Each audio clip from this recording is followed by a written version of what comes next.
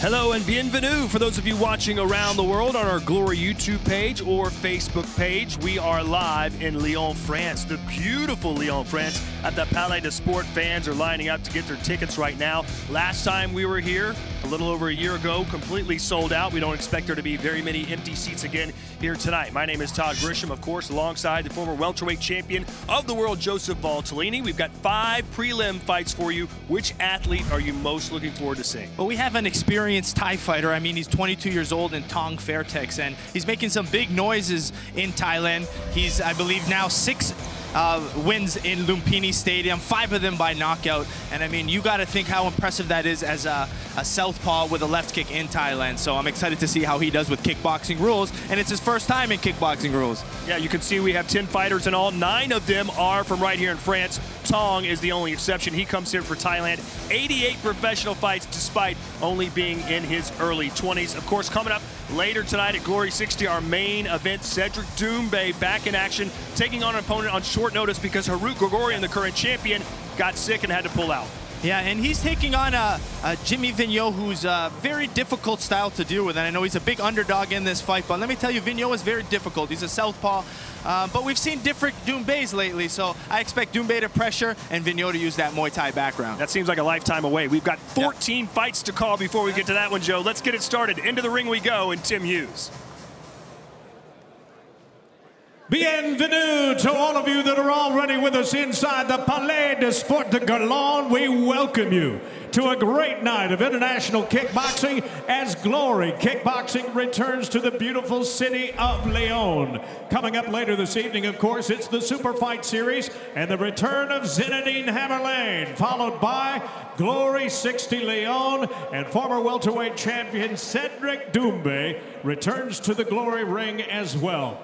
We're going to get things started tonight with preliminary bouts beginning in the featherweight division. So without delay, let's get the fighters to the ring. Please welcome Frank Rutskov.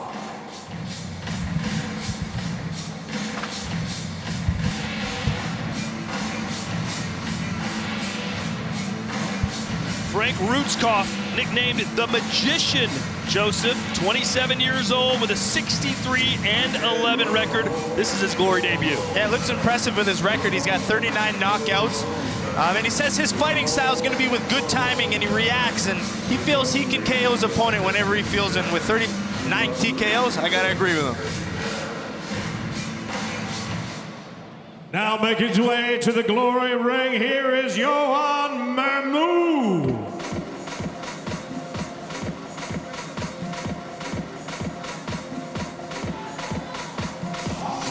Yohan Mahmoud, also from France, fighting out of Mermoz Tigers Club.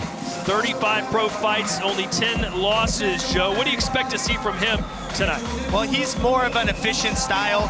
Likes to keep it simple, and I mean, basics and simplicity goes a long way in fighting. He likes his middle kicks because he feels that's going to do a lot of damage to the arms and body, really Muay Thai style. And he's got a lot of Muay Thai experience as well, winning in Lumpini Stadium live on Thai television. Here's our tale of the tape for our opening bout tonight, taking place in the featherweight division, 65 kilos, 143 pounds. It's Mermoz, who has a slight, actually it's almost identical, a half-inch reach advantage for Rutskov. Excuse me. Professional experience, a big advantage for Rutskov with 74 professional fights and that impressive 62% KO percentage. Glory rules, 3 rounds, 3 minutes each. Punches, kicks, and knees are the legal strikes. 3 knockdowns in a round result in a TKO.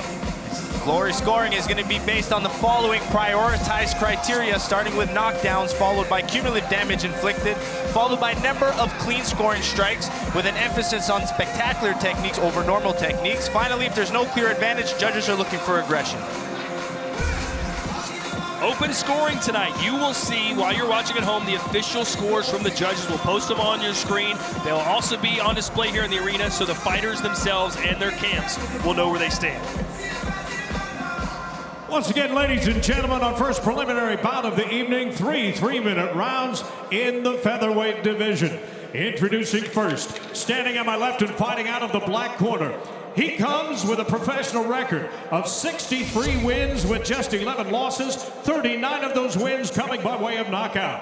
At 5 feet 7 1/2 inches, 1.71 meters, he weighed in at fight time at 64.9 kilograms, 143.1 pounds. Fighting tonight out of France, ladies and gentlemen, it's Frank the Magician Rutskov.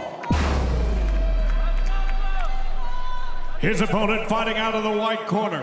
As a professional, 25 wins with 10 losses, 7 of those wins coming by way of knockout. He too will make his Glory debut. He stands 5 feet 7 1/2 inches, 1.72 meters, and he weighed in at 142.6 pounds, 64.7 kilos. He too fights tonight out of France. Please welcome Yohan Mermoud. The third man inside the Glory ropes, your referee, is Paul Nichols.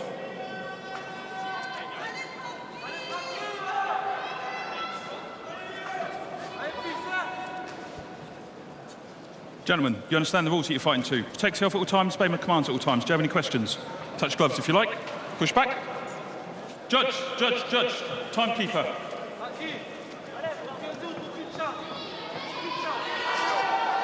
Fight! So here we go. The Palais de Sport in Lyon. Fans just beginning to file in. 15 total fights tonight. This is the first one in the featherweight division. And I'm very curious to see how Rutskov's shorts were made. I mean, this is the first time I've seen a fighter with 2 different lengths. Interesting. Yeah. I wonder if it was a malfunction. Yeah, who knows? Either way, that is Frank Rutskov wearing the black gloves. Yohan Mermoud in the white.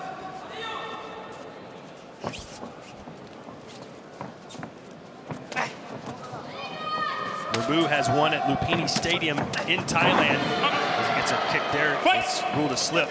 Yeah, good power in those low kicks, though. But Joe, what does it mean for a Muay Thai fighter to win in that stadium? Well, Lumpini Stadium is known as like the Mecca of Thailand, and that's the most prestigious stadium. So a win there, being a foreigner, is a big deal. Big high kick just missing there for Mermoud. Excuse me, Rutskov.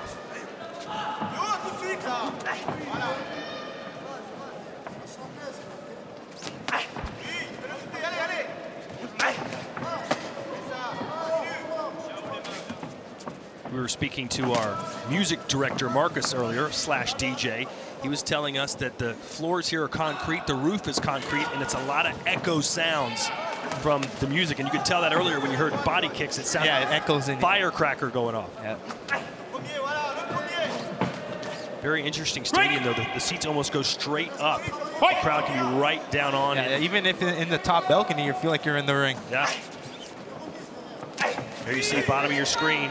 Hammerlane back in action, taking on a very tough Brazilian. Yeah, Micheleche is very tough, built really strong, and he wants to really come forward, but Hammerlane has this knockout power that he's got to watch out for. A minute to go here in round 1, our opening prelim. We've got the Glory SuperFight Series beginning at 1 o'clock Eastern on UFC Fight Pass. And then following that, it's GLORY60 Lyon, 3 p.m. on ESPN3 in the United States. Nice knee there. Yeah, Rutskov has a few KOs with that flying knee. But I'm really liking the way Mermoud's using his body kicks.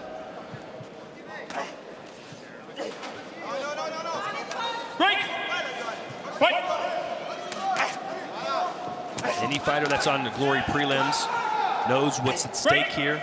They've got all the eyes on him from the company. Have a good performance. Usually you get invited back.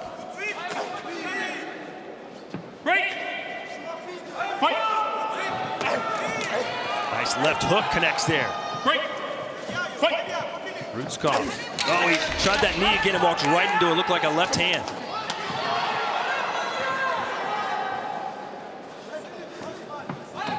There's that body kick again from Mermoud. Beautiful. You can see the redness starting to show on the right side of Rutskov. Yeah, especially if you're a fighter who comes forward and pressures with his boxing. That body kick is a very dangerous weapon. And a lot of Muay Thai fighters use it. It scores better in Thailand, the body kick. Coming up 1 p.m. Eastern time, the Glory SuperFight Series. Joe, of all these fights, which one are you most excited about? Well, outside of the main event, I'm really excited to see this Menshikov. Talking to his coach in his corner, they feel he's the next Artem Vakhitov. He's only 20 years old, so let's see what he's going to bring. That's the one I'm definitely keeping an eye on. Comes to us from Siberia, Kuzbass, Russia. What is it about that town, that gym, that produces such good fighters? I don't know. We've seen so many of them, too. I mean, and they just keep getting better. And they're really working towards their skills. And each one of the Kuzbass fighters has different skills. You know, you can have Vakhitov versus Ulyanov, and just so different styles. So they play to their fighters' strengths, which I think is really impressive.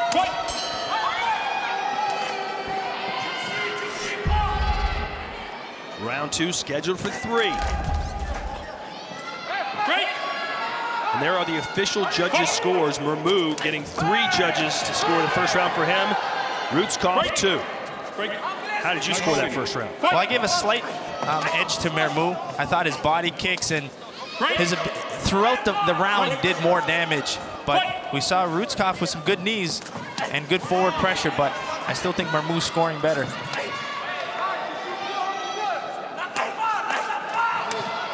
Right hand, left body kick from Mermu.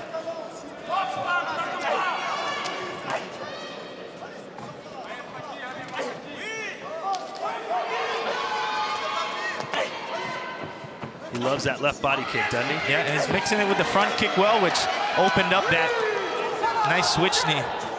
But I feel Rutskov's advantage is going to be in the inside boxing, so if he can get his head in there and try to box a little bit more, could give him a good advantage. Yeah, Rutskov wants to land that knee in the worst way. Break! Fight! Rutskov, like so many fighters, said he got into it because his parents wanted him to better defend himself when he was a child. He was born in Paris to a French father and a Brazilian mother, which is why he has a Brazilian patch on his shorts. Oh, there's a knee, and that one may have connected, Joe. Yeah, he's been going to it a little bit too often. I think he's got to set it up a little bit cleaner. Oh, but he landed it there. There we go. It's starting to connect for sure. Rutskov heating up here in round 2. But Joe, it takes a lot of energy to get up there and throw the knee, doesn't it? Yeah. I mean, it's explosive, but I mean, these guys are at lighter weight classes, and in 3 rounds, I hope they have that conditioning to keep going. Tried the knee again. And when you know that knee's going to come over and over, what's the best defensive tactic? Well, if it's coming in straight, you want to pivot and you want to move off angle. You don't want to stay in a straight line. So you hit your combination, you got to move out or angle or pivot. Don't just stand there knowing that flying switch knee's coming. One of the best in Glory to do that is Myrtle Grunhart. Myrtle Grunhart has that flying switch knee that's put out a lot of good fighters.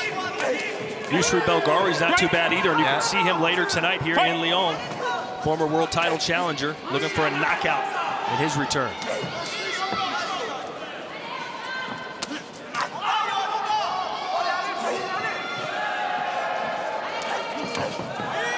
Nice low kick there from Mermu. Yeah, good level changes. He went a lot with the body kick. And now it's time to change levels. Go to the head, go to the leg. Rutskov coming right forward with that hands and that knee again. Well, he got up quick. He wants to fight. I like this guy. Another close round there. Yeah, very close. I think Rutskov's pressure is definitely something that the judges are looking at. But, I mean, it's scoring better for Mermu. So, again, what are the judges looking at? We've been admiring the knees, Joe. Here they are in slow motion. Yeah, you see a nice front kick setup to that switch right knee from Mermu. Very good setup. Flying knees come off really well off of front kicks. Here's Rutskov trying to get in there to set up some boxing in his offense. It's a good weapon to get in there and close distance really quickly. And if you land it, more times than not, and you connect with the chin, your opponent's going down. The other thing about knees is that they cut really easily. So you get a nice, knee anywhere around the eye. It really opens up that eye, and you can get a nice TKO as well. It's been an entertaining scrap to start our night here in Lyon between Yohan Mermu, wearing the white gloves, and Frank Rutskov. We'll see the official judges' scores. They were split in round 1. This time, all 5 give it to Mermu. Yeah, no, I like that. I don't mind it. I think he's scoring well. He's being more active with his strikes. Nice. Switch body kick. My daughter is actually working on that exact strike in Taekwondo right now. You jump off with the right, hit with the left. Yeah, I like it with inside kick to body kick or inside to head. It's a nice quick one.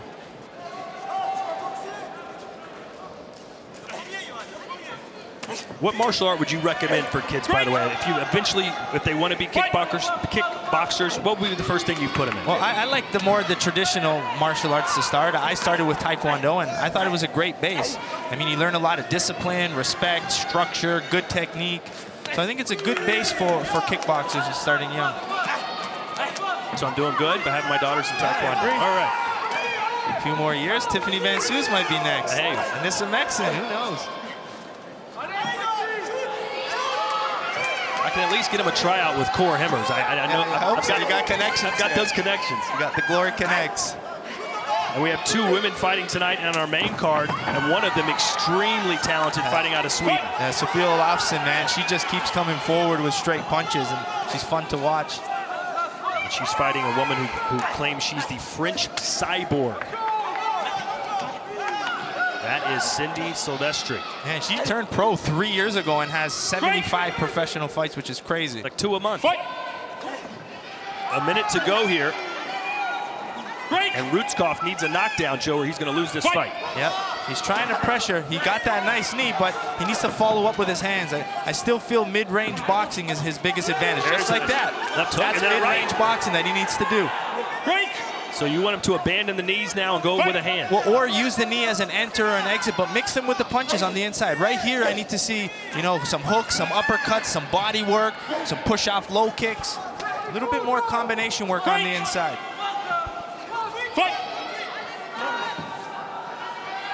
And at this point, it can be a gas issue, which it seems like it, and those low kicks and body kicks have added up. Well, the low kicks are starting to affect Rutskov for sure. You saw him lift that left leg up. But there's a knee, and it came off the hands. Exactly. It's the knee followed with the hands. When he puts them together, he's having the most success. Fight! So Rutskov could win this round, but still won't win the fight unless he gets a knockdown here in the final 10 seconds. Fight!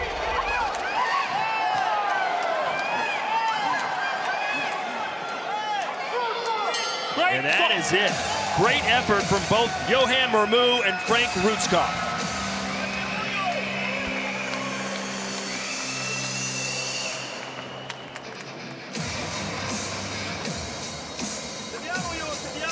Having a great time this week in France, but we're always headed somewhere next, Joe. There's always the next show, and you can be updated on all Glory's content, where we're heading. Go to glorykickboxing.com/remind me. I actually use this myself because it buzzes me and says, you got a flight ticket. Taking your flight. Yeah, get out of here. Next, we are headed to New York City next, and there's Zinedine Hammerlane taking in some of the early action. Yeah, a lot of fighters like to watch before the fights to kind of get motivated, to get focused, and I know there's a lot of fans from France here, so got to stay focused. Let's revisit some highlights from Johan Mermu and Frank Rutskov, our opening bout here tonight. Yeah, Mermu really good with his kicks, mixing some good knees, but a lot of good early pressure from Rutskov coming in, mixing his knees and his hands, but overall, it was Mermu really using good body kicks, controlling the pace and the range of the fight. And I think all round 3 was all Mermu. Rutskov seemed to fade a little bit. Had a few good moments where he was able to pressure with his hands and knees, but just not enough. Let's see what the judges say. Tim Hughes has the decision. Ladies and gentlemen, after 3 rounds of kickboxing, we go to the judges' scorecard. Here are the totals from our 5 ringside judges. 2 judges scored the bout 29-28. Our 3 remaining judges all see it 30-27. A unanimous decision, all for your winner, Johan Mermu. So Mermu improves to 26-10 with his win here today. That Muay Thai style paid off. Yeah, definitely. And I mean, I still feel he needs a little bit of work with that boxing range, but very good Muay Thai background, a lot of good structure and power for such a smaller weight class. So let's see what he comes up with in his next fights.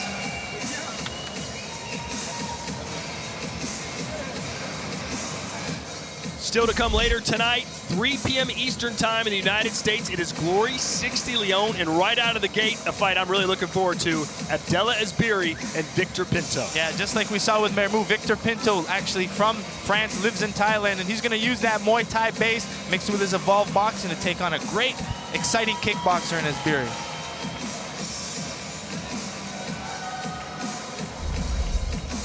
We will stay in Glory's featherweight division for about scheduled for 3 3-minute rounds. First to make his way into the ring, Saeed Amada.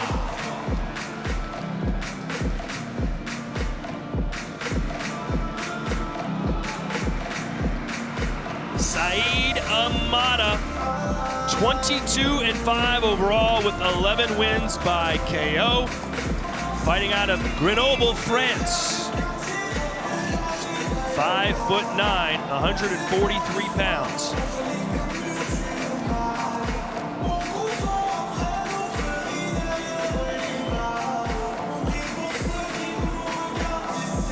Sometimes I wonder how great our seats are. I don't think about it, and I look on the screen and I see our heads right next to the guys who walk in the ring. It's so great. Oh yeah, you can't beat this seat. And now here comes his opponent, Jeffrey Vivier.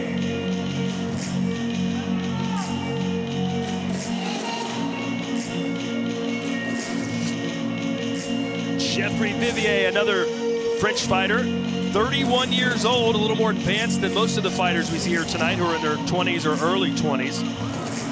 But he's a teacher on the side. Says his favorite thing in life is his family and his friends. That's good. Yeah, I would believe so.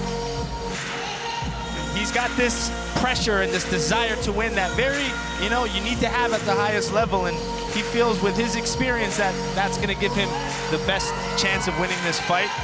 He's a southpaw with good middle kicks and has some good knees.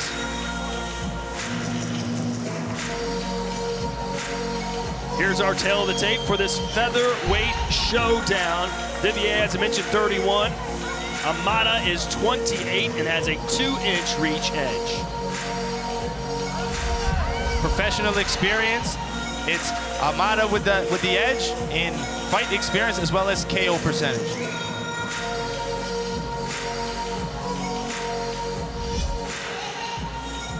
And we're getting ready for some big fights tonight, including the debut of the Brazilian Micheleche.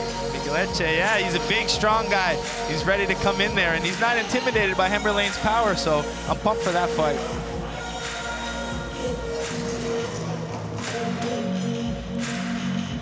Once again, ladies and gentlemen, we are scheduled for 3 3-minute rounds in the featherweight division. Introducing first, standing on my left and fighting out of the black corner. He comes with a professional record of 22 wins with 5 losses, half of those career wins coming by knockout. At 5 feet 9 inches tall, 1.75 meters, he weighed in at fight time at 143 1/2 pounds, 65.1 kilograms. He comes to Lyon tonight, fighting out of Grenoble, France. Please welcome Saeed Amada. Here now is his opponent fighting out of the white corner. He began his formal training at the age of 17. His young professional record, 8 wins with 4 losses, 3 of those 8 wins coming by way of knockout. At 5 feet 9 inches tall, 1.75 meters, he weighed in at 142.6 pounds, 64.7 kilos. He too fights out of France. Please welcome Jeffrey Vivier. Your referee for this contest is Boss Kester.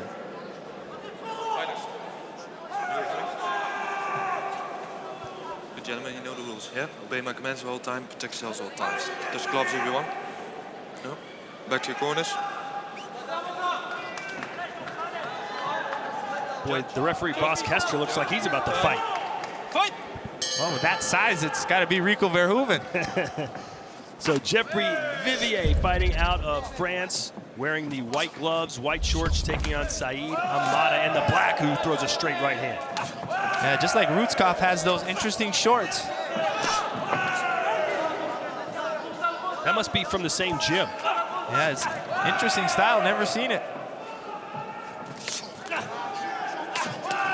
Oh, shot. Got Vivier off balance. Vivier inexperienced at the pro level. 12 fights compared to 27 for Amada. Break. Step back. Break. And Vivier has the southpaw style, so he's going to try to use a lot of those left kick, left knees. Where Armada's going to want to pressure a little bit more. Break. Let go. Let go. Still to come tonight, the return of Cedric Doumbe taking on Jimmy Vienot. And according to Vegas, Doumbe about a 9-1 favorite, but Joe, you think those odds are way off? Yeah, I think it's crazy. I think Jimmy Vienot is super talented, really tough and awkward. He's a southpaw with a lot of experience. So I think he's got a closer chance. It's going to be a tougher fight than most people think. Good straight right hand by both guys. Yeah, Amada wants to come in and really blast his hands. Hey. Where Vivier is more content on using the clinch in close range. Vivier said he's always been a fighter, but mostly it was just with kids in the street until he turned 17. Decided to harness his fighting energy into kickboxing. That was 14 years ago. Here he is. It's taken a while, but he's fighting on a Glory card in Lyon.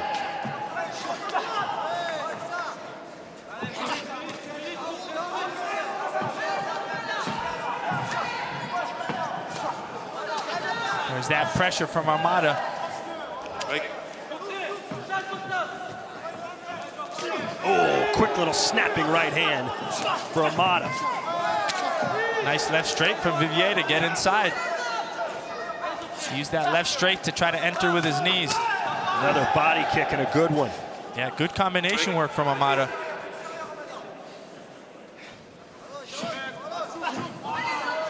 When you fight a Muay Thai style guy like Vivier, you don't want to play the pace and the timing and the rhythm that they have. They need to change that. So Amada's successful when he's throwing in combinations, putting some flow together.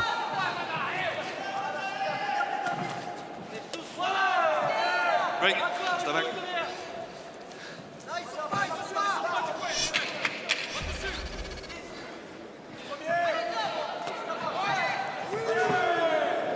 Break.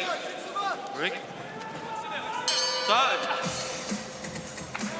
That'll do it for round one. Close round? Yeah, I think it's a close round and maybe a slight advantage for Vivier. Pressuring a little bit more, doing a little bit of damage with that left kick, left straights, and some knees. Oh, we've got a cut there with the right eyebrow. We'll get back to that in just a minute. We see some highlights, and there was that snapping right hand. Yeah, it's a good right hand, and to counter those body kicks, you got to throw your hands. Punches versus kicks. Especially with a southpaw, you take that kick, you fire your hands right back. Right down Route 1 from Saeed Amada. There's the cut. That is in a bad area. Just under the eyebrow. It could be in a worse area. It could be a little closer underneath the eyebrow towards the eyelid, but still not an ideal situation. Yeah, it might drip beside the eye. Doctor taking a look.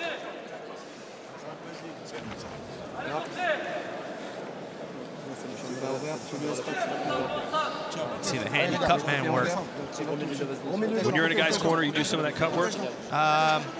There's usually a doctor or a cut man ringside that does it for you, but I have done it in the past. Just wondering, because I have a slight paper cut. I was hoping you could attend to. I can do it here? Yep. All right, I'll get some Vaseline. I'll stitch you up. Round two scheduled for 3, featherweight division. Jeffrey Vivier in the white trunks, who just took a tumble, taking on Saeed Amada. And according to the judges, 4 of the 5 gave that round to Amada. Yeah, I guess it's that pressure, and he needs to keep coming forward, Amada. Break. Step back. Fight.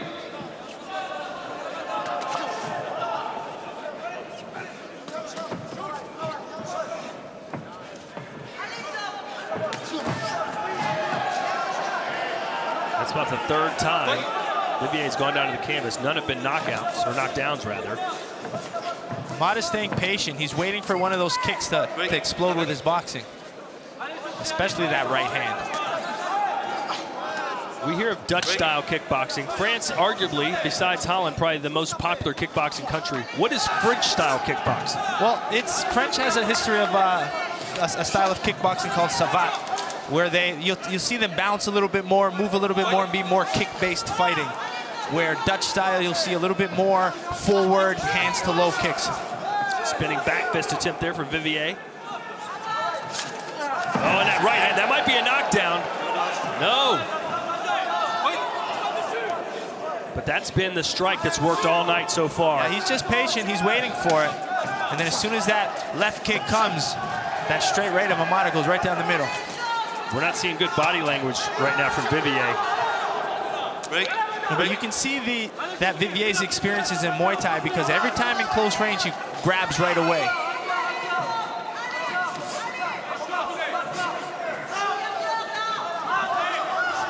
Now he wants to sit and box more mid-range. Nice. Nice high kick there from Vivier as well. Break.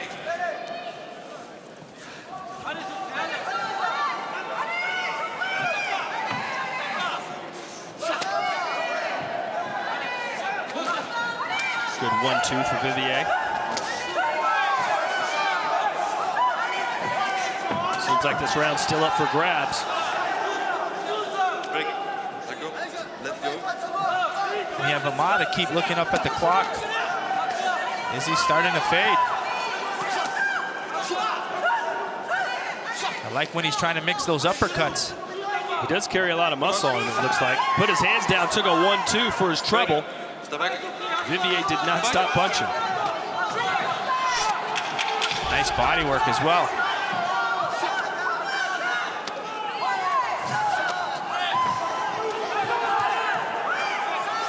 Good action to end the round. Who do you give that round to? Well, I actually like Amada in this round. I thought slight advantage in the first round to Vivier, but it's damage, and I think the damaging shot came from that right hand of Amada. Let's take you back to round one to see where that cut was opened up. We believe it was this kick right here from Vivier. Yeah, he went left straight to left knee. And you said earlier it's knees that can cause cuts. Yeah, knees are like razor blades. Knees and elbows, if you can land them right on the right parts, like I said, around the eyes especially, is where you get a lot of big cuts. And we've seen fights stop from it many times in Glory. You know, we've seen, Yusri Belgari finish Jason Wilness with it. We saw Pereira finish Belgari with the big cut with the knees. So those knees are like razor blades. That's why you got to try to pivot off angle and really understand distance.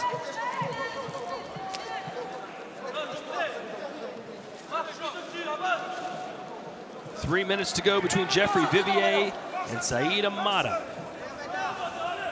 Fight. Good look at our venue, the Sport de Palais, or Palais de Sport, excuse me.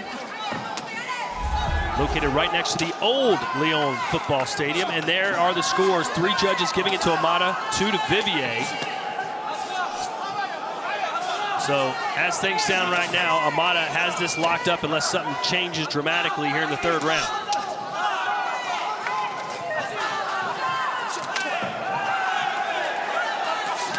Oh, good combination work from Vivier. Spinning back fist connects.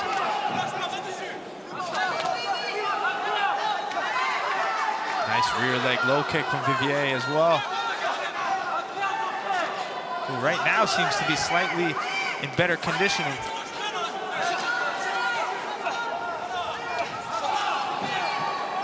Break. Step back. Let go. 2 minutes left here. The second of 5 prelim bouts we have for you. Hope you're enjoying the Glory YouTube page or on Facebook, Break. wherever you're watching us. Break. Let go.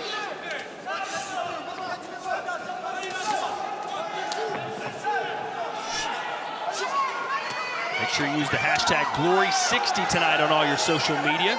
We'd love you to be part of the online conversation.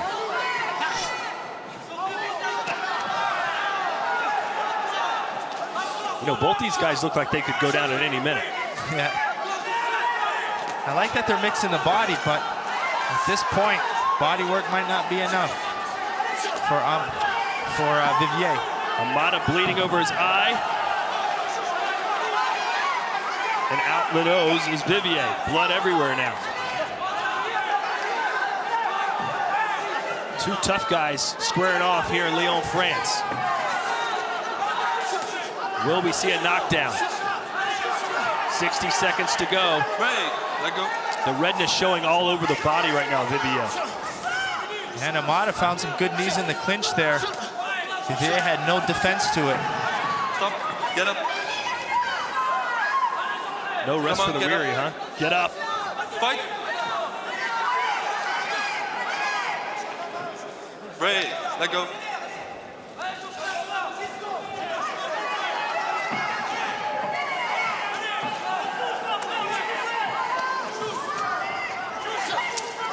Good low kick for Vivier. 20 seconds left. Real good high volume in this fight.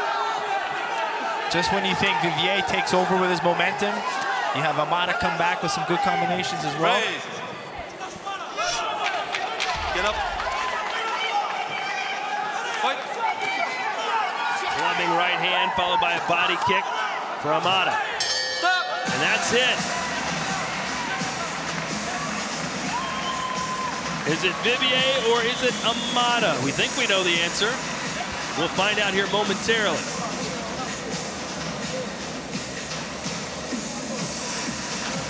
Be sure to keep up with all things Glory on our website, glorykickboxing.com, as well as Facebook, YouTube, and Instagram. We're everywhere. We're just a touch away. Here's some highlights from our welterweight contest, Joe. Vivier and Amada. Good back and forth at different points of this fight. I think round one was the strongest round for Vivier. He was able to find that knee, which caused a cut over Amada's eye. Round two, it was really Amada finding that right hand versus the kicks of Vivier, which slowed down Vivier's output. He had to kind of come forward and rely a little bit more on his boxing than with his kicks. And in the third round, you know, we had Vivier start well, and then Amada come and find some good combination work. He slipped and a really tired getup, but great fight from both of these gentlemen.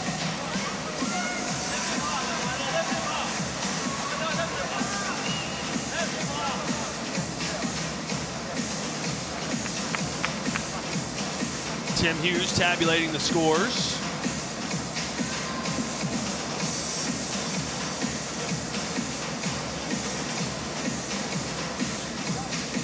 Nice job on the lighting for this show. Oh yeah, it looks awesome. We're getting an extensive look here at the lighting. Very good. But this almost reminds you of like a Roman Coliseum type of feel. It's all little almost suites around this building, and they go straight up. Yeah, I like it. Built in the early 1960s. The Palais de Sport in Lyon. It's almost like a similar venue that we'll have in New York at the Hammerstein Ballroom.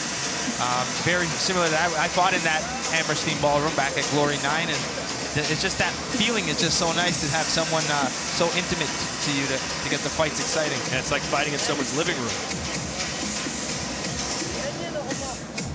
Well, Tim Hughes has put his abacus down and is now making his way into the ring. Oh, he had his glasses on too. Boy, he's serious business tonight. Let's see what he has to say about these scores. Let's go into the ring now. The veteran voice of the Glory ring, Tim Hughes. Ladies and gentlemen, after 3 rounds of kickboxing, we once again go to the judges' scorecard. Here now are the totals. They give us back a split decision. They score this bout 29-28 Vivier, 29-28 Amada, 29-28 Amada, 30-27 Vivier. And our 5th and final judge scores the bout 29-28 for your winner by split decision, Saeed Amada. Both guys thought they won, and there wasn't much to separate them, was there? No, and it's a really close fight. I mean, good pressure, both had good moments. We saw Vivier land some good body kicks, especially in the beginning of the fight, versus some good right hands, so close fight. Let's look at those judges and the way they scored it. Round 1, 4 judges gave it to Amada. And then round 3, all 5 gave it to Vivier. So it was the second round that made the difference, and you can see it was that close. Yeah.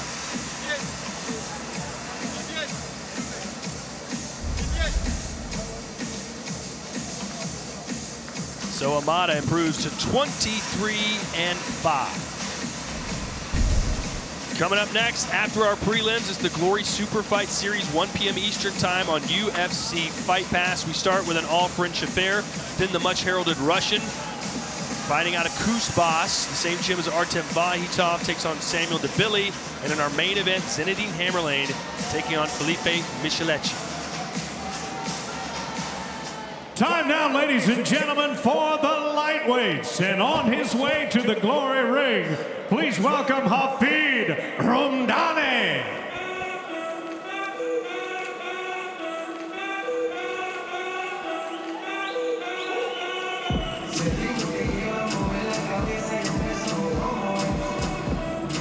Hafid Romdani. 91 professional fights, Joe, and of his 78 victories, 32 have come by way of knockout. Yeah, you're going to see him always on the attack. He really likes that middle kick. So he's going to have a lot of good pressure and aggression.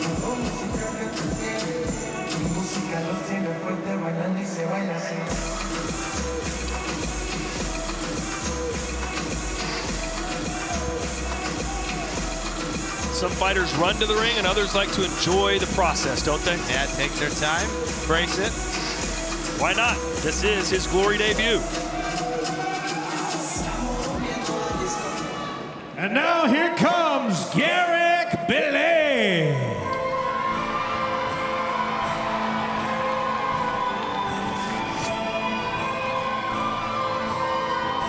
Sounds like he's got a couple dozen fans here. They're pretty vocal. Garrick Billy, fighting out of Burgundy, France. 29-2, Joe. An impressive record for this 22-year-old. Yeah, he's going to come in with a lot of boxing and some hard low kicks, and he thinks his size advantage is what's going to give him a lot of power here in this weight division.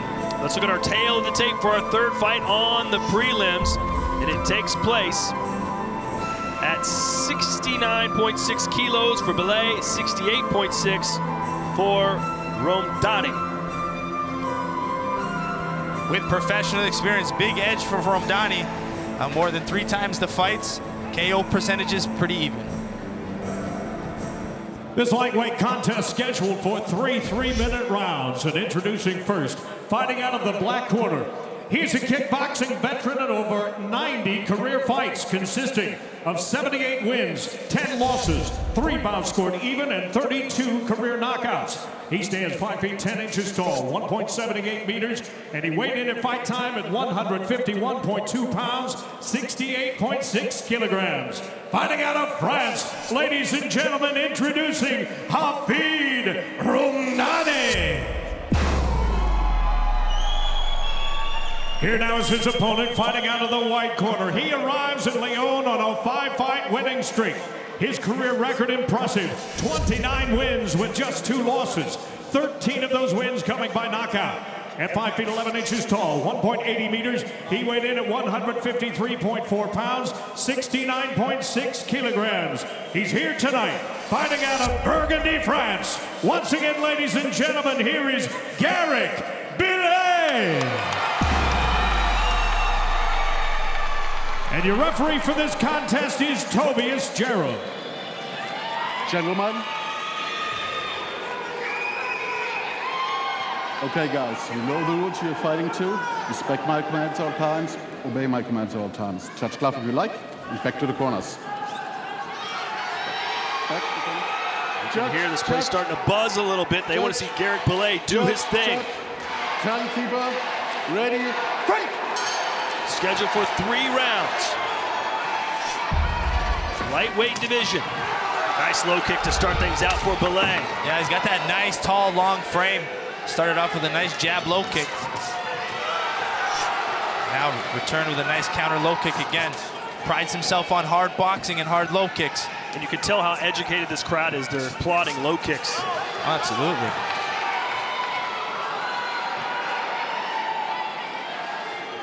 It's the equivalent to the jab in boxing. One of the fundamental things you have to master in kickboxing, the low kick. Yep, my favorite. Belay wearing the white gloves, Romdani in the black. Belay really young, only 22 fights, but showing a lot of good power. 22 years old. Yeah, 22 years old, but showing a lot of good power. Ramdani, 26, with a lot more experience.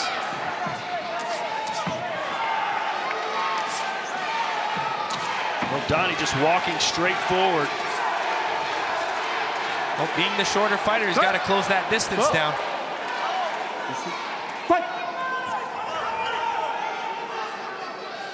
Three 3-minute rounds. Oh, good 1-2 there for Belay, and then he ends it with a low kick. Yep, using that long reach, especially with that jab, but then he mixed that jab into a nice lead uppercut. And he keeps finding that right hand, Belay.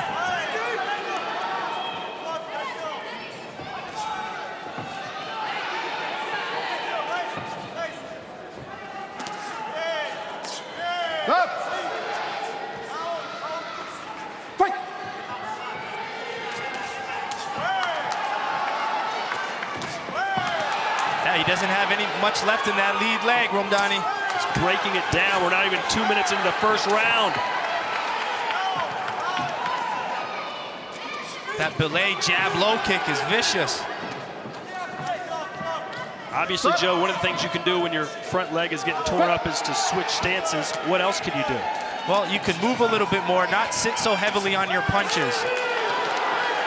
You can't just come in, use movement, try to in and out, try to use angles, pivot towards the same side the kick's going to kind of take some power away from it.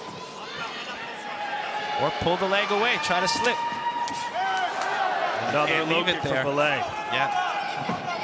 Definitely in round 2, if it goes that far, Ramdani's going to be in some trouble. Ramdani basically hopping around on the one good leg right now. A good straight right hand again for Garrick Belay. And he's masking those low kicks with good punches. There's that lead uppercut again from Belay. Almost got that flying switch knee. Strong start for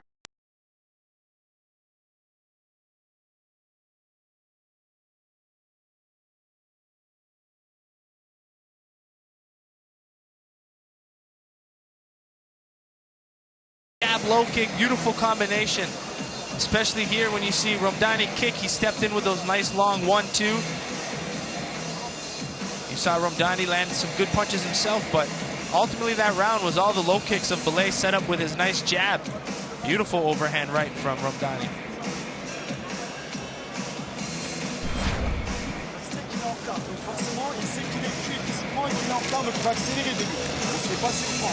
En direct, ça rentre pas, low kick. Ok, allez. Allez, c'est bon, go. Go, go, go, go.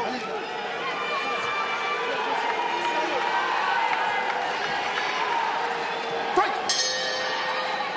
Let's see how that front leg holds up for Ramdani here in round 2. Right back to work goes Belay with a low kick. Yeah, Belay's gonna set it all up with hands, punches to kicks.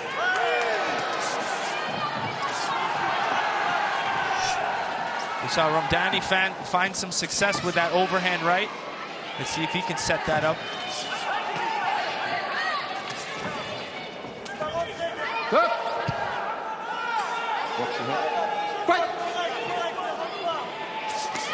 Good 1-2 and followed it up with a right hand. Everything's working for Garrick Belay right now. I feel the strategy from Ramdani is to pressure, to stay as close as possible to take away the low kicks. So that's why he's really coming inside and trying to use his clinching knees. Good strategy. This is where Belay is going to have to be creative to set up his low kicks. Maybe push off and throw the low kick. So Ramdani land a straight right hand there. That's got to give a little confidence. Yeah, his right hand's been the best weapon in this fight for him. Nice uppercut again.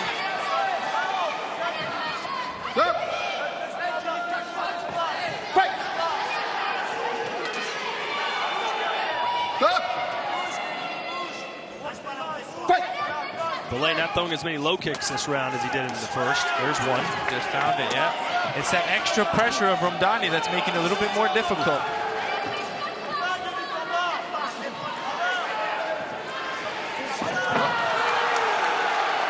Sweeps are not legal in kickboxing, but you can kick that lower leg. Yeah, you can kick it right under. If they're blocking, you kick right through it, hit that bottom leg, you're good.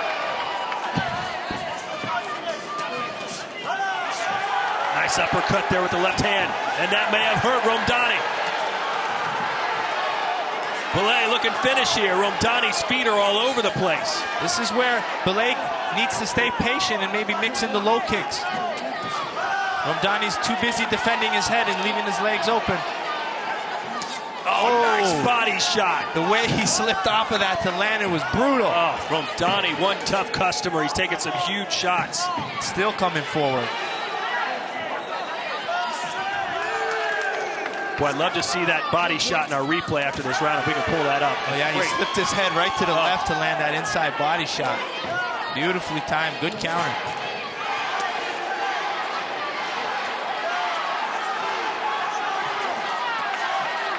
Looping punches from Romdani. Is that just Romdani's style? Is the way he throws punches and his feet are constantly moving, or does that have to do with the damage he suffered from the low kick? I think it's the damage from the low kicks because he has to close distance, so he's trying to walk his feet forward, trying to get and close that distance, but Belay's going for the finish. Romdani survives round 2, but he does not look well. Nope, limping back to the corner. He ate some big punches as well in that round.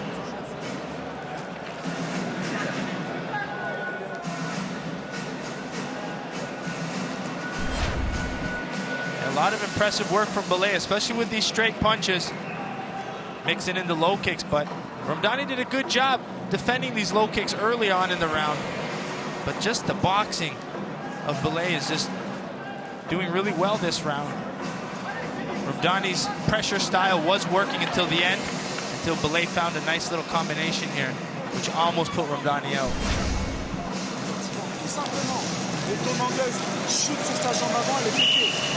We'll see the judges' scores in a minute, but it seems to me that Belay has won round 2 and round 1 convincingly. So Romdani has to do the improbable here. Get a knockout. Oh, right through the block. All 5 judges score round 2 for Belay. It's been a sweep so far. Is that a knockdown? No, says Tobias Gerald. I'm really impressed with Belay. You can see the legs just aren't working. Belay now trying to go upstairs with that left kick. Romdani ate a left hook. Watch your head, guys. Fight!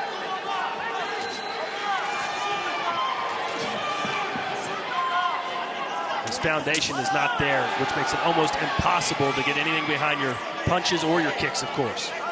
No, he's just walking and trying to use his weight. He needs to be careful with those spinning back. This has to hit with the glove, but here comes Belay. Let's see if Belay can finish Romdani off. He's got him in trouble. Every meaningful punch that lands rocks Romdani backwards. Yeah, that was the low kick that Belay landed. Romdani thought he was going for punches to the head.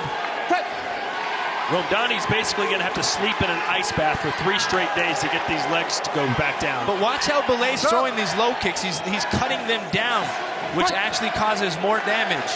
What do you mean by cutting them down? So the angle of his kick, you can see it coming down. Whoa. That's how you get more damage. But I think Romdani's out. Uppercut, see you later. Garrett Belay. 1, 2. Romdani had no choice but to try to go for the knockout, but he got caught himself. 5, 6, and his corner just threw the towel. 8, 9. And that's it. Our referee has seen enough, and this crowd has seen what they came to watch. They have witnessed Garrett Belay pick up his 14th knockout and his 30th pro win. Yeah, and he did it in such a beautiful way. Very technical, very patient, very good at using his punches to his low kicks. Great performance, and I'm really impressed with Belay. Hey, I think a lot of people in Glory will be impressed with that performance. Can't wait to see him back in action sooner than later. I know, and he's improving now to 30-2 with 14 knockouts, and just at 22 years old, for him to be able to be so intelligent with his boxing and to mix his low kicks in so well, man. Look at that finish. Hey, and a lot of credit to Romdani, Joe. He was out of this fight, it seemed, midway through the 2nd round, but he kept coming forward, kept trying to win. Look at him. He's going out on his shield, and I highly respect that. He knew he had to push. He knew he had to press. He got clocked there. Instead of moving back and defending, he still kept going forward with his looping punches. So a lot of respect for Hafid Romdani. So Garrett Belay, who's won a French national championship, has now picked up his first Glory win, and he did it in very good style.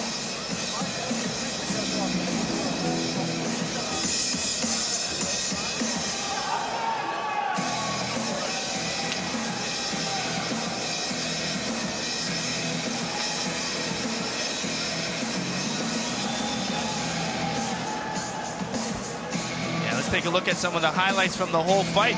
We had a lot of good pressure from Ramdani right from the start, but right away we saw Garrick Belay find good low kicks mixed with his punches, especially these straight punches from Belay. Set up good uppercuts and hooks.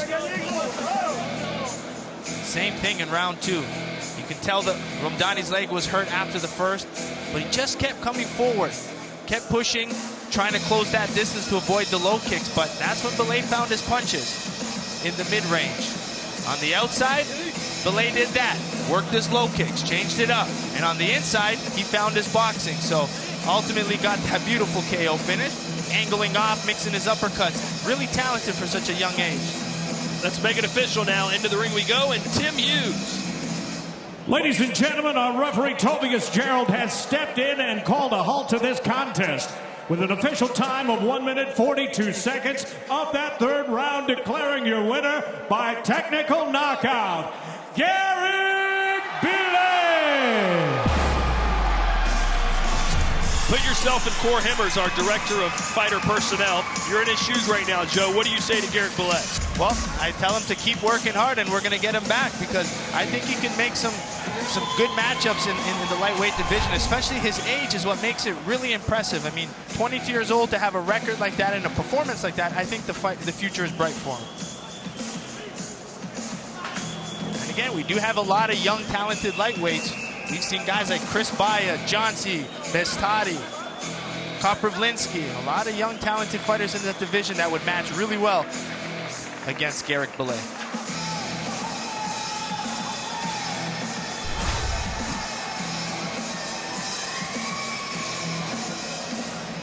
GLORYShop.com has all the latest in Glory merchandise and training gear at the click of a button. Now available, a wide assortment of Glory clothing, accessories, performance shirts, and more. Shop at GLORYShop.com. All right, ladies and gentlemen, here come the welterweights. Now making his way to the Glory ring, Manny Kana.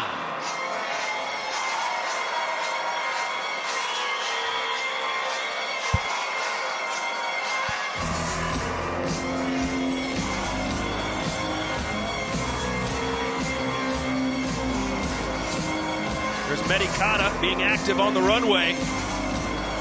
A Kung Fu World Cup gold medalist in October of 2017.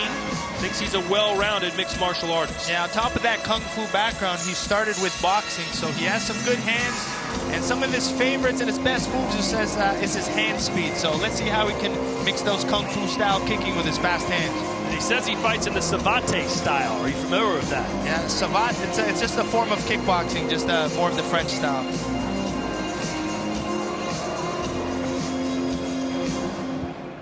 And here comes Mustafa Yassar.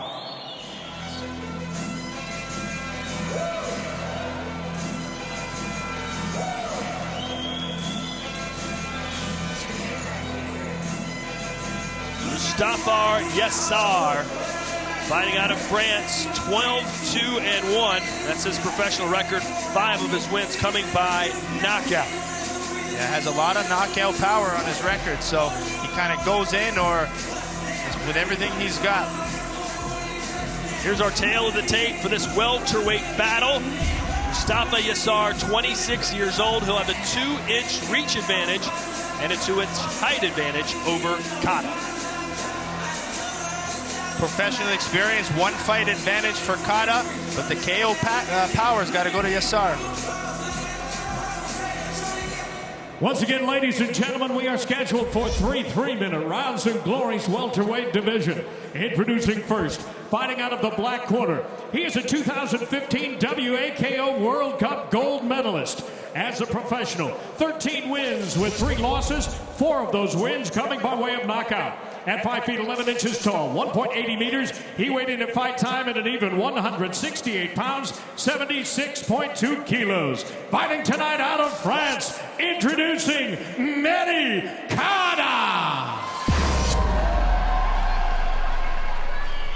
Here now is his opponent fighting out of the white corner. His professional record, 12 wins, 2 losses, 1 bout scored even, and 5 career knockouts. At 6 feet 1 inch tall, 1.85 meters, he weighed in at 167.1 pounds, 75.8 kilograms. He too fights out of France. Please welcome Mustafa Yassar.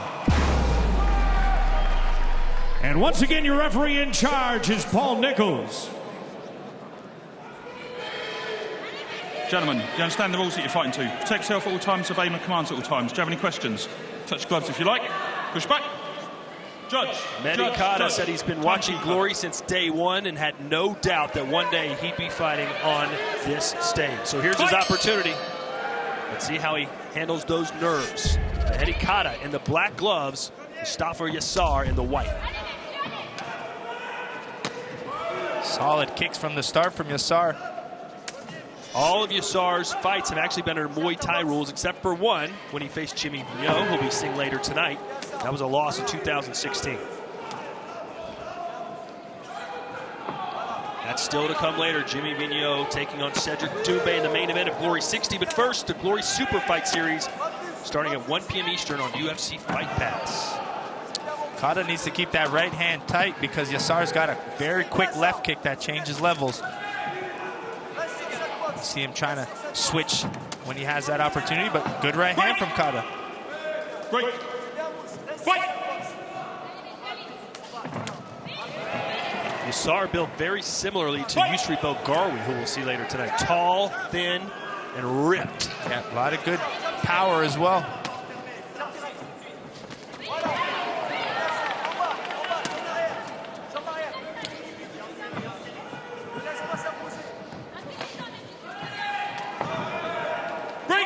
You would imagine that Yassar would be good with knees as well, just based on his size alone. And the way he threw that in the clinch, you can tell he's really good. And even the way he's setting them up, playing with some stance switches, Yassar.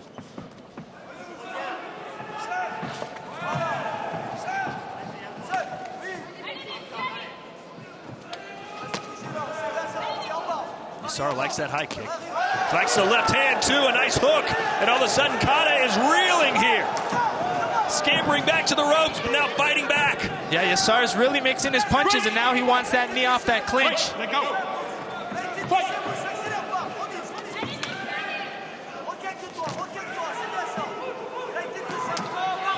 Let's see if Yassar takes a more aggressive approach here on Kada, who's damaged goods at the moment.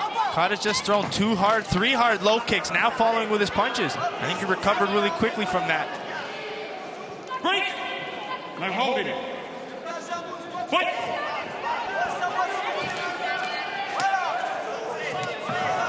Well, that knee was there, wasn't it? Yeah, his knees and kicks are dangerous, but he also has power in his hands like we just saw. But I really like Kada coming in on the inside, trying to move his head a little bit. And those low kicks landed well. Break. Fight.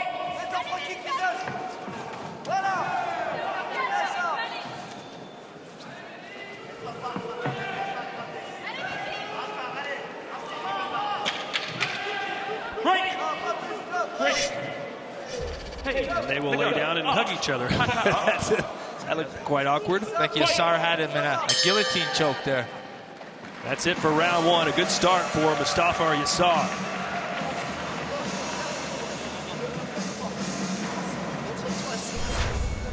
Yassar was really mixing in those left kicks, but then found that nice left hook. You can see it rocked Kada, but he was able to stay defensive and survive this little onslaught. Just getting his head off, moving well. Close call. Tu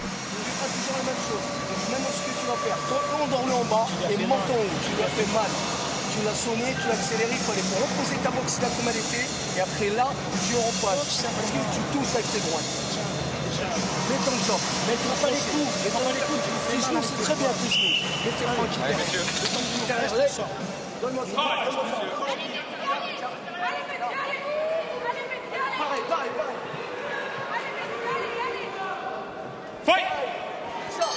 Round 2 scheduled for 3. Open scoring tonight, so you'll see the judges' scores momentarily. You would think Yassar would have swept all 5, and he did.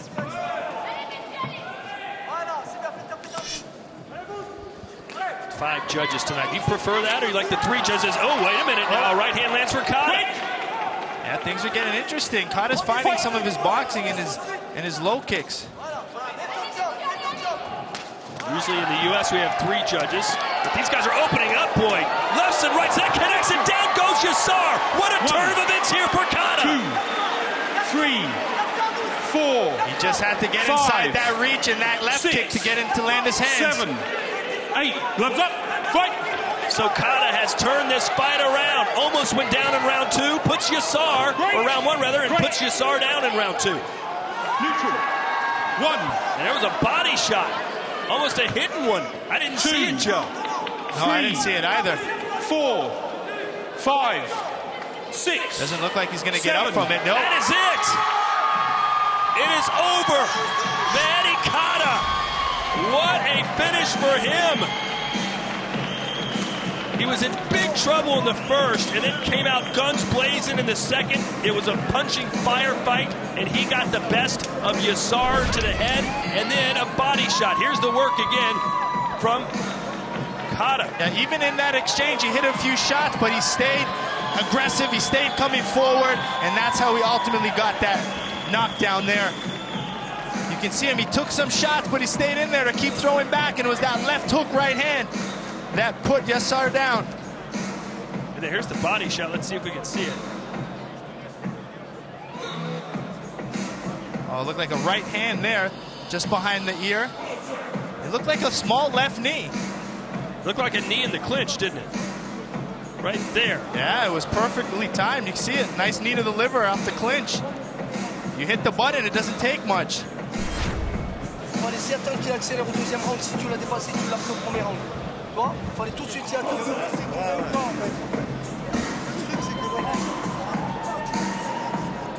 Moi, je veux dire, j'ai du mal, j'ai réussi à me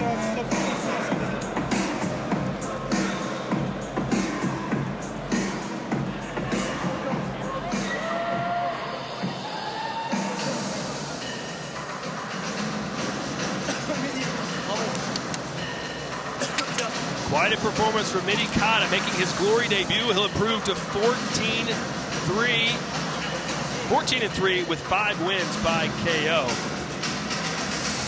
So congrats to him. Let's make it official with Tim Hughes. Ladies and gentlemen, this bout comes to an end with an official time of 1 minute, 6 seconds of the 2nd round, and is ruled a technical knockout. For your winner, Manny Kata. Let's hear now from Joe Voltolini. I'm here with your winner, Manny Kata.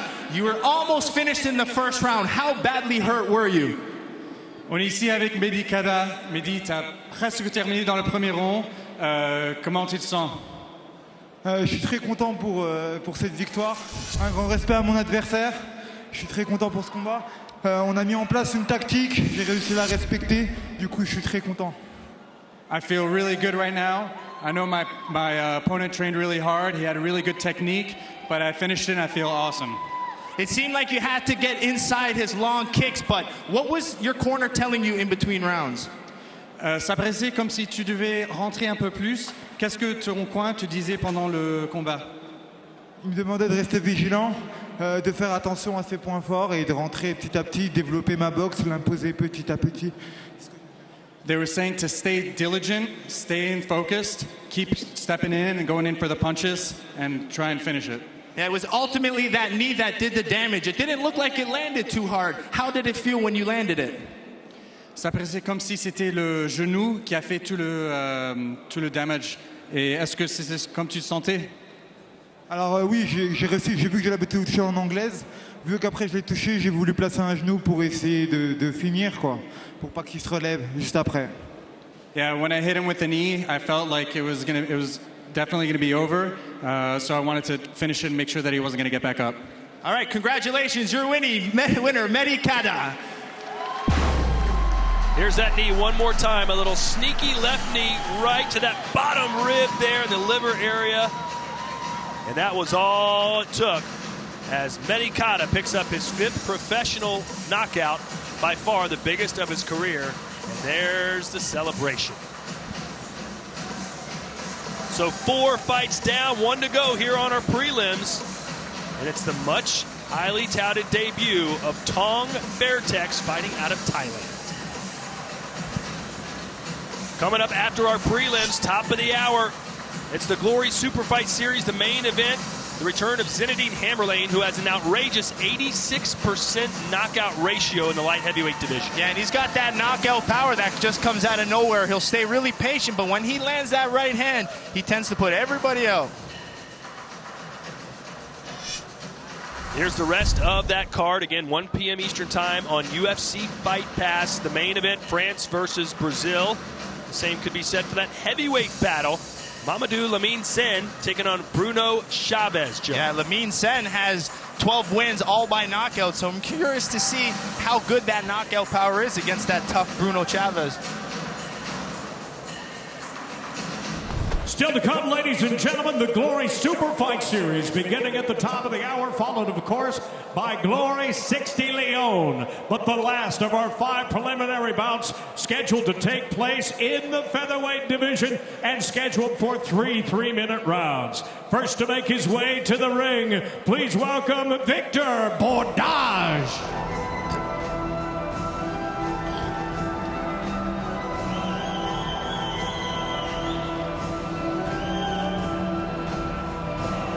Victor Bordage says some of his career highlights are beating Thai fighters in Thailand. He's got a chance to do that again tonight when he takes on Tong.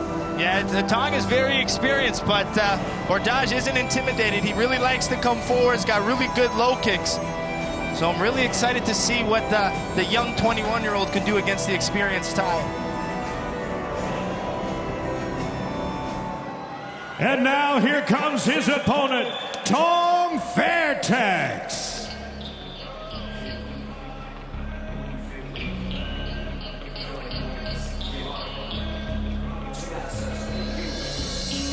Tong Fairtex. Recently, a Glory scouting crew went to Thailand to see if we could find another great fighter.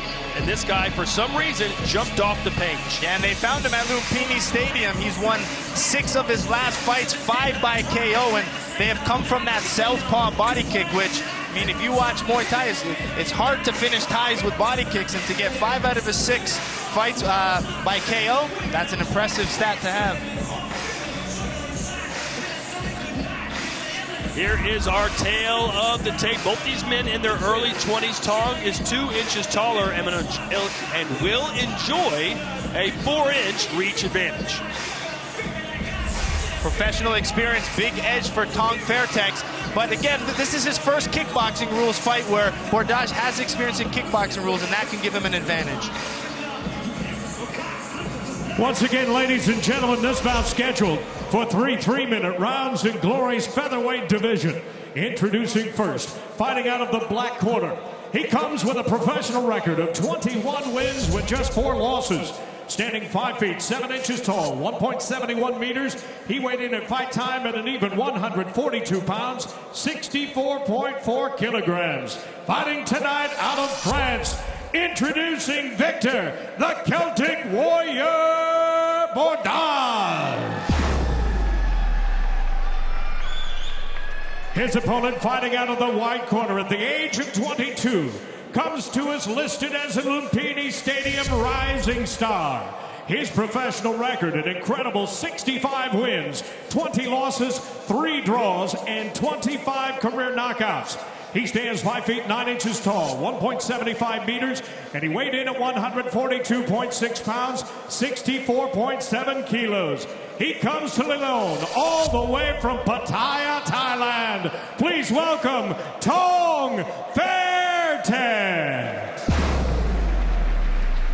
The third man inside the Glory ropes, your referee, Rafael Girardi.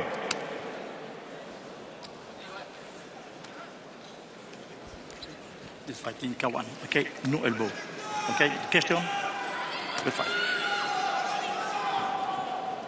Judge. Fight!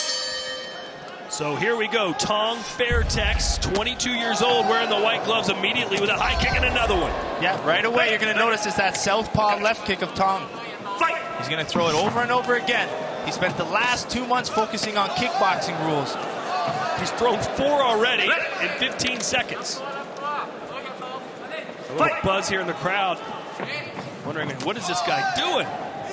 Yeah, you're going to see Bordage really want to come forward and stay close. It's all about pressure for Bordage. Can't give space to Tong. In Thailand, kicks are scored higher than punches, which is why most Thai fighters specialize with those shots. Yeah, and you can see Tong, though, he's went high kick, body kicks as well, so he's changing levels. Speaking to fighters like Pet Panamarone, he came into Glory really only focusing on body kicks, and as he evolved with Glory, he started changing levels more, and that's where he started getting more left kick knockouts. So Tong's already throwing those high kicks.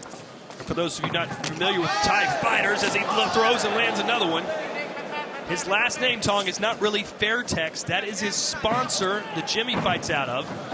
So, for instance, Pet Panamarone Kiat Mukau fights out of the Kiat Mukau gym, and Tong Fairtex fights for Fairtex. Yeah, this is also our sponsor and our gloves. Yeah. So typically we usually just go with the first name. It'd be like calling Joe, or calling me rather, Todd LA Fitness. There you go. I could be Joe Bazooka only. Well, yeah, you go to your own gym. That doesn't work out. Nice power in those round kicks. I mean, and all the Thai fighters, they just look so shy and calm, but man, look at our, we have 2 champions already from Thailand. Well, the strategy's pretty clear here for Victor Bordage. Get inside and hammer him with your fists. Yeah, you have to get inside that left kick, no choice. But the key for Bordage is not to come in on a straight line. I want to see him circle out a little bit to the left. This way, take some steam away from that left kick. So as soon as he sees that kick, kind of pivot out or counter. Already 88 pro fights for Tong, who's just 22 years old.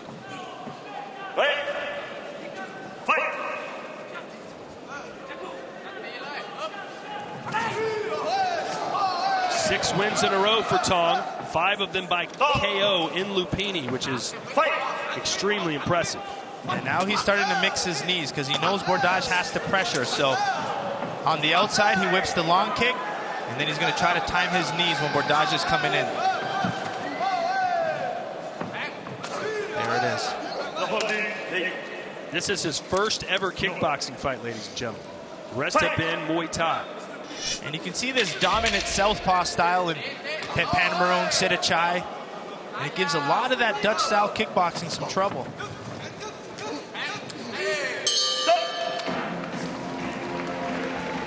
But the biggest issue for these Thai fighters is working their boxing in their mid-range, because in that head-to-head range, they're used to using the clinch to avoid punches, but these Thai fighters now have to start evolving with their boxing, and that's why Tong spent 2 months preparing for this fight with these kind of rules.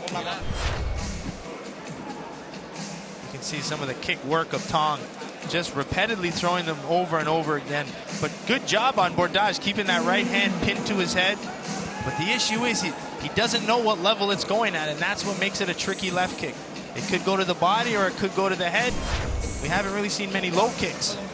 But Bordage needs to keep pressuring and, again, trying to move away from those left kicks. When you've got a southpaw like Tong who's throwing left kick after left kick, how important is it for the other fighter, in this case Victor Bordage, to throw leg kicks on the lead leg of Tong? Yeah, a lot of people like that counter. I mean, you have to counter back. You can't just wait. If you just wait, you're going to keep eating those kicks over and over again.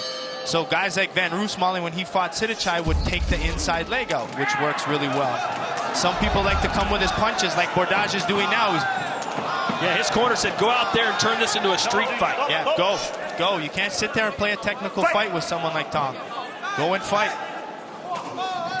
Throw the technique out, get inside, throw looping punches. But the problem is, Thais are really good at dictating the distance. Tong's never going to let you just sit there and tee off on him. If you get in punch range, he's just going to clinch you. Like that. You loved that, didn't you? That it happened right on time. You gave me. But there's a lot of times that's happened where I says he's got to do something, and then they do it. So this time it worked in my favor. This is the final fight of our 5-fight prelims. But still 10 fights to go on tonight's docket. 5 the Super Fight Series, followed by 5 GLORY60. In New York, we'll have a similar fight. We have Josh Johnsey taking on Cedric for the lightweight title. So does Johnsey have that type of style that can give Cedric some trouble? Absolutely. He's got that style that he can come forward and put good combinations together. And I spoke to the Johnsey camp, and man, they're ready for that left kick. So we'll see. We're going to find out soon. A rare right kick from Tong, more of a push than anything. Please. Fight!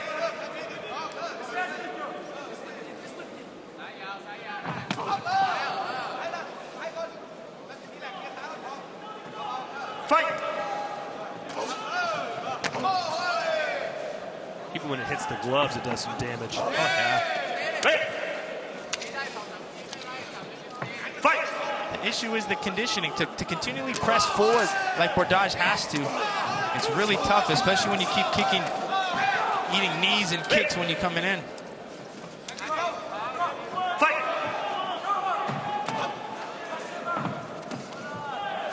Ready! Fight! Bordage just trying to find something that's going to work. Yep, now he's starting to circle out to his left. Not just enter in a straight line. You don't want to circle to your right, that's for sure. No. Fight! Yep, there's that left circle. Circle to your right, that high kick comes even quicker. Another high kick. Ready! Fight! Well, Tong is what we thought he would be. A left kick specialist. Yep. Fight! Maybe of all the strikes in kickboxing, the southpaw left kick may be the most devastating. Yeah, I agree. I mean, I think some of the best fighters in the world of all time tend to be southpaws, and especially that left kick with good timing and good distance and understanding of how to use southpaw is the key. You have to know how to fight like the Thais do. All right, we see Bordage trying the best he can to circle off. There's that inside low kick you wanted, Todd. Well, he's blocking it. He eats and then he's trying to follow there, but I mean, there's not enough damage because that kick to the arm is more powerful and kind of off balances him a bit as he tries to throw that inside leg.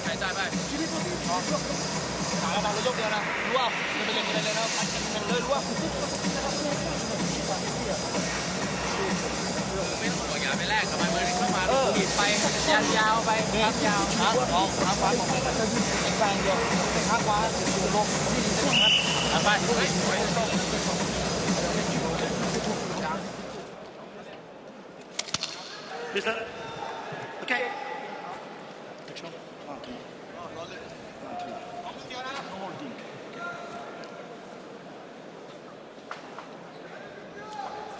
Fight!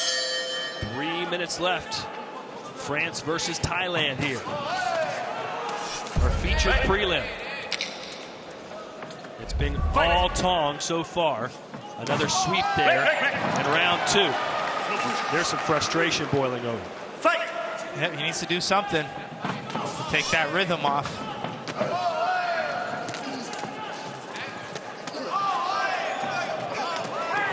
Well, the key for Tong to be successful in Glory will be what can he do with his hands. Yeah, absolutely. But, I mean, they could evolve well because of that clinch style to defend. But I think the ultimate development, like we saw in like Panmaroon, is that boxing. Once that they can put the two together, it's going to be dangerous for Tong.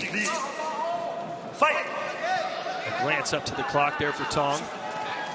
Another advantage some of these Thai fighters have is they don't really have to cut weight because they fight so often, they're always in fighting shape. Yeah, and I mean, I said that Tong had 2 months off, and that's a long time for a Thai fighter not to be fighting. So it was all for sharpening because Tong has good clinches, good elbows. And to not throw that after fighting since a kid is hard for these guys. Left hand landing there for the Frenchman. Fight! Trying to come in on an angle, do something different. Yeah. Stop, stop. Fight! Break. Fight! You cannot let your right hand drop for a second. No. or you'll eat that high kick and go down. And the thing is, when people usually throw their hand slightly drops, and that's when Tong's throwing that kick. So Bordage needs to be careful, especially throwing the left hand, that he keeps his right hand pinned.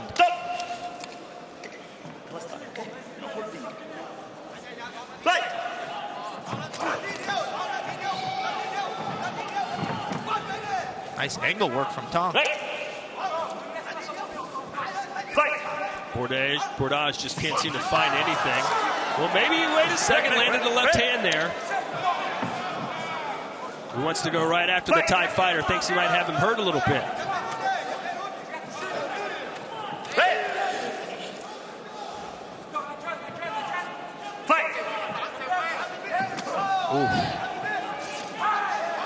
Especially as Tong fatigues, that's when he's going to rely on that clinch more.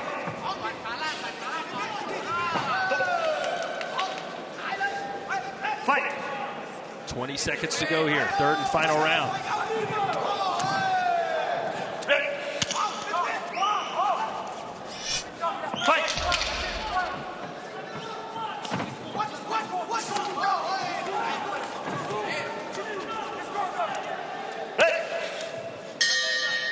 And that's it. The debut for Tong Fairchild went pretty well. Yeah, he did well. We knew what we expected, and he executed well. I mean, it's got to be a big relief for them. I mean, speaking to all these Thai fighters, even though they have this much experience, they're still really nervous for the kickboxing rules. So, I mean, he's got to feel good about this one. But right away, I mean, the story of that fight, obviously, that left kick. It's just funny how you saw right off the bat, Tong throw so many high kicks over and over again. And that controlling of the distance as a Muay Thai southpaw is key, and Tong has it nailed down. When he's in long range, that left kick goes to the body or the head. Inside, he's got his knees. And I'm sure they're developing his boxing for that inside work as well. And we saw some good boxing work from Tong as well. But this was the chance that we thought Bordage may have hurt Tong, but Tong recovered, regrouped, and got himself a victory. First win in kickboxing rules for Tong Fairtex.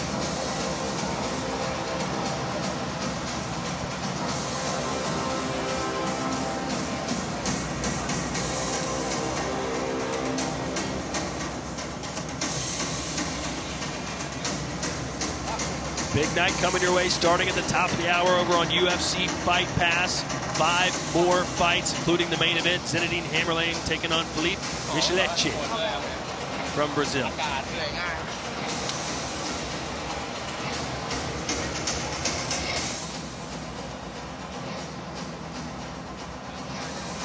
Here's Tim Hughes with the decision.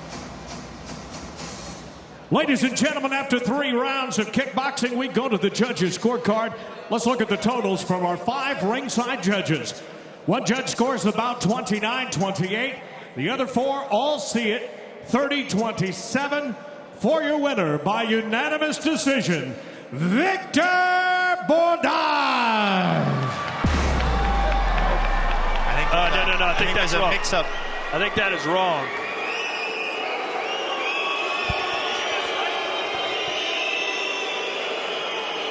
Ladies and